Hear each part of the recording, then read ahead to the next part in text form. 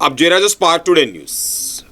ભારતનું ચતુર્થ રાષ્ટ્રીય અધિવેશન એકતાનગર સ્ટેચ્યુ ઓફ યુનિટી ખાતે જ્યારે યોજાવા જઈ રહ્યો હોય 20, 21 અને 22 જૂન 2025ના રોજ આયોજન કરવામાં આવ્યું છે. સંસ્થાના મુખ્ય ઉદ્દેશ ભારતભરના વિભિન્ન પ્રાંતોમાંથી પધારેલા 350થી 400 કરતાં વધુ કાર્યકર્તા ભાઈઓ બહેનો સંસ્થા વિશે પ્રશિક્ષણ પણ આપવા આવશે. 3 દિવસ આ અધિવેશનના ઉદ્ઘાટન સત્રમાં મુખ્ય અતિથિ તરીકે ડૉક્ટર કૃષ્ણ ગોપાલજી, જેઓ રાષ્ટ્રીય સ્વયંસેવક સંઘના સહકાર્યવાહ છે, તેઓ કાર્યકર્તાઓને માર્ગદર્શન આપશે. એક ભારત શ્રેષ્ઠ ભારત અને રાષ્ટ્રીય એકાત્મતાને સમર્પિત સંગઠન ભારતી પરસ્પર સંવાદિતા વધારવા માટે કાર્ય કરી રહ્યા છે. એક જ શહેરમાં રહેવાવાળા વિવિધ પ્રાંતોના વિભિન્ન સમાજ એકત્રિત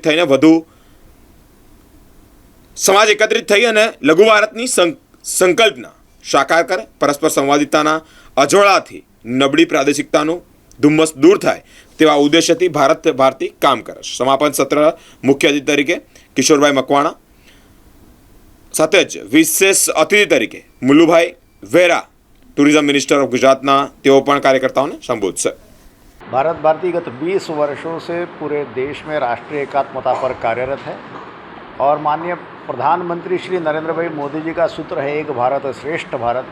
इसका एक व्यावहारिक मॉडल समूचे देश में प्रस्थापित करने पर भारत भारती के कार्यकर्ता जुटे हुए हैं. हमारा साक्षात्कार यह है कि भारत के हर शहर में हर प्रांत के लोग रहते हैं, उनको आपस में जोड़ने वाली कोई कड़ी नहीं है, वो कड़ी बनाने का काम भारत भारती करती है. गत 3 वर्षों से राष्ट्रीय अधिवेशन की परंपरा प्रारंभ हो चुकी है. प्रथम 2 अधिवेशन सूरत में हुए, तीसरा राजकोट में हुआ, चौथा अधिवेशन केवड़िया कॉलोनी में स्टैच्यू ऑफ यूनिटी के पास 20, 21, 22 जून को होने जा रहा है.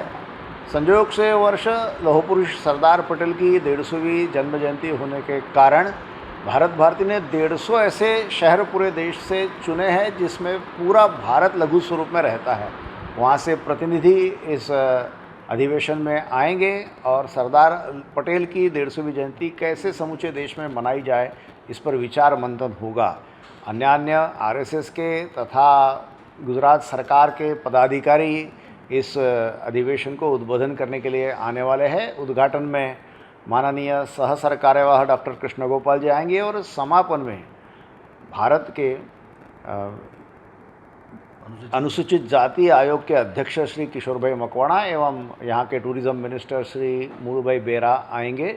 योग दिवस भी इसी दरमियान है.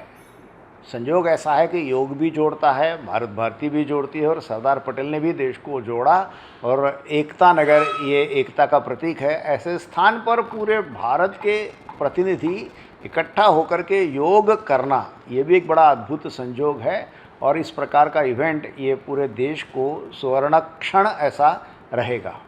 जैसा कि हमारे राष्ट्रीय अध्यक्ष श्री विनय पत्राले जी ने बताया आपको, पूरे देश से करीब 350 से 400 के बीच में लोग, कुछ संख्या बढ़ भी सकती है, यहाँ तक भी सूचना है कि 500 तक भी जा सकती है.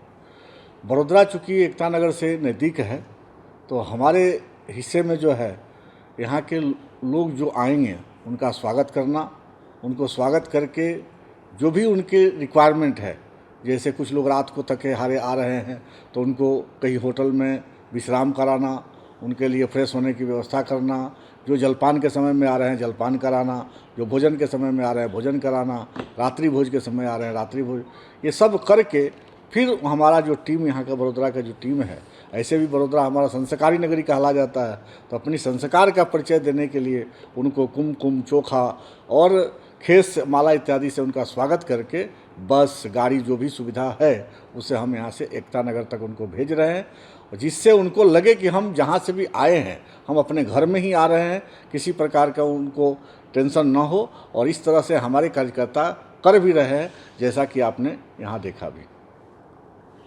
वहाँ क्या आयोजन रहेगा, वहाँ की बातें कीजिए. अच्छा, वहाँ पर जैसा कि हमारे राष्ट्रीय अध्यक्ष विनय पत्राले जी ने बताया कि वहाँ जो हमारा ये संस्था जो है, जब 2005 में इसकी स्थापना हुई थी उस समय का परिवेश कुछ अलग था. उस समय भी यह कहा गया था कि न मेरा है न तेरा है, यह देश सबका है, ना समझी गई ये बात तो नुकसान सबका है. तो ये बात को लेकर के देश सभी के लिए काम कर रहा है, देश सभी का है, ऐसा सोच करके एक मैत्री भाव, एक समान समभाव सभी के अंदर पैदा हो, देश के प्रति एक अपना हमारा देश है ऐसा जुनून हो, हम भी देश के लिए हैं, हम ये हमारा अपना भी कुछ देश के प्रति फर्ज है, इसी को सोच करके ऐसी संस्था की स्थापना की गई थी। तो इस प्रकार जो है अभी सभी प्रांत के लोगों को जोड़ करके, जैसे मेरा बड़ौदा एक लघु भारत, यहाँ पर सभी प्रांत के लोग रहते हैं।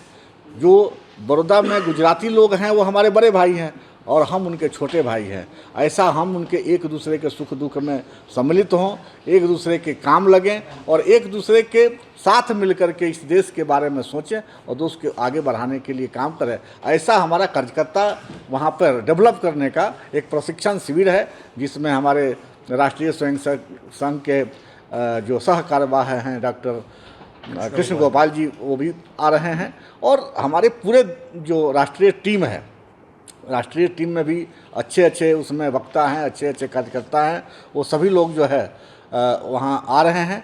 हमने एक बड़ा अच्छा मतलब ये दिया है हमारे राष्ट्रीय टीम के सोच के द्वारा कि हर कोई जहाँ से भी आ रहा है, जैसे नरेंद्र भाई मोदी जी ने, प्रधानमंत्री जी ने कहा था कि जब स्टैचू का निर्माण हो रहा था कि हर आदमी अपने अपने घर से एक लोहा ले आए।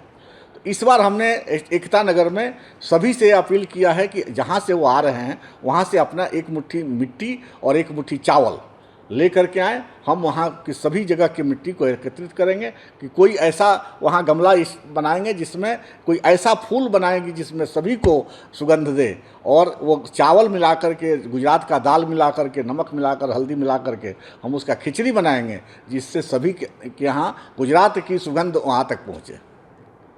ऐसा कह सकते हैं कि आरएसएस जिस तरह से काम कर रही है देश में, उसी तरह का एक संस्था का निर्माण करने का प्रयास चल रहा है? देखिए, हमारे जो टीम के लोग हैं, भूमिका पहले से तो आरएसएस से ही है।